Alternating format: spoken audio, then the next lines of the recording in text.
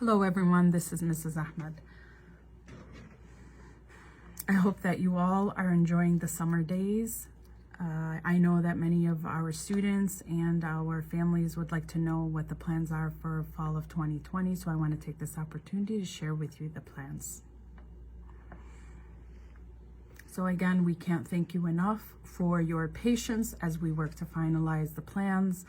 As you know, this is not a rushed process. We want to take our time and make sure that we are making decisions of the highest quality to ensure the safety for our students and our staff. So I want to take you back to the beginning of June. We had a variety of stakeholders that met in the district for two committees. One was the budget task force and the other was the Restart task force, and both committees met on a weekly basis. While these stakeholders met, I also was meeting at a state level in the urban task force. So later in the month, on June 30th, Governor Whitmer introduced the Michigan Safe Schools, Michigan's 2020-21 Return to School Roadmap. So the districts now are required to have 3 plans, and the plans are reflecting the phases that we are in. Currently, we are in phase 4. So among the plans, if we are in phases 1 through 3, we will be operating remotely 100% due to the high risk. If we are in phase 4, school districts have the option of providing remote, face-to-face, or even hybrid due to the medium risk.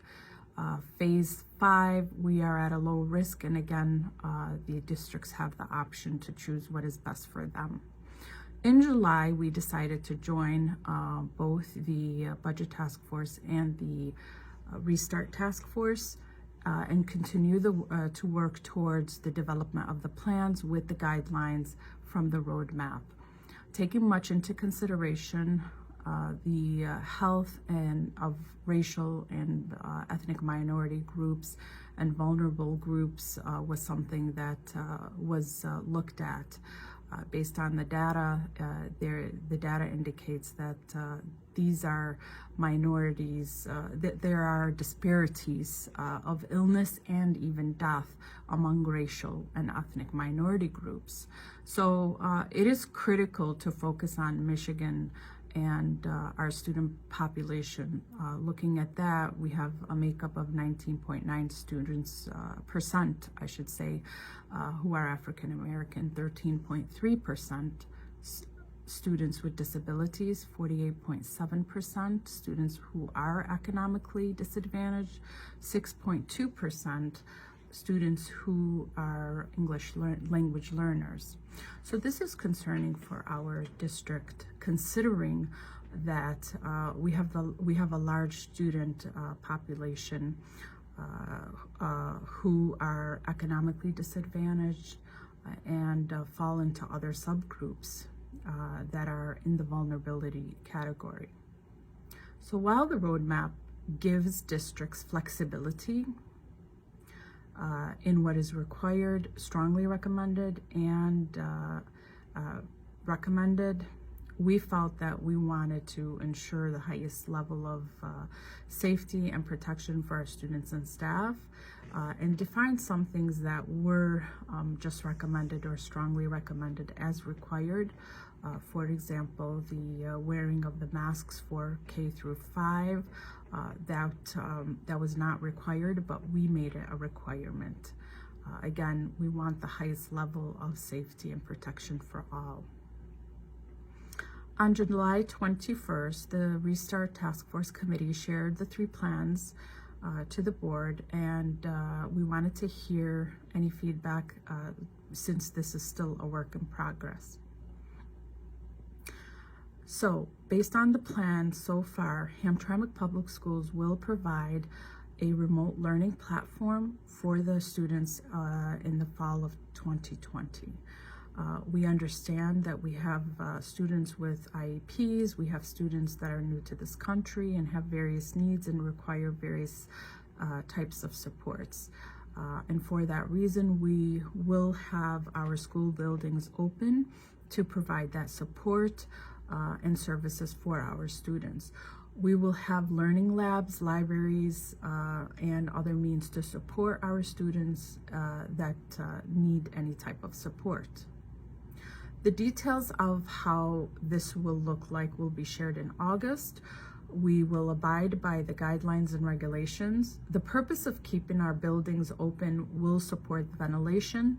So should we move from one phase to another, our buildings will be ready to welcome our students.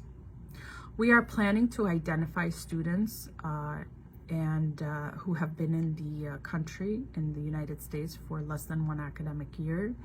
These students will receive support in August. The supports, basically, we will have an orientation session, and the orientation will provide students with technology supports, understanding the remote learning expectations and resources to help them throughout the year. And this level of service will be provided in their native language should they need that. This will be extended to other students, other special populations that require this support or would like this support. Our Executive Director of Student Achievement, Mrs. Carol Paul, will provide you with the details once the remote learning instruction plans are finalized. I would like to commend our students. I would like to commend our staff, our families, for your continuous support. We are in this together. I can't say that enough. Now more than ever, we need each other. We need each other to support one another and be open to listen and understand and work through this process. It's all new for all of us.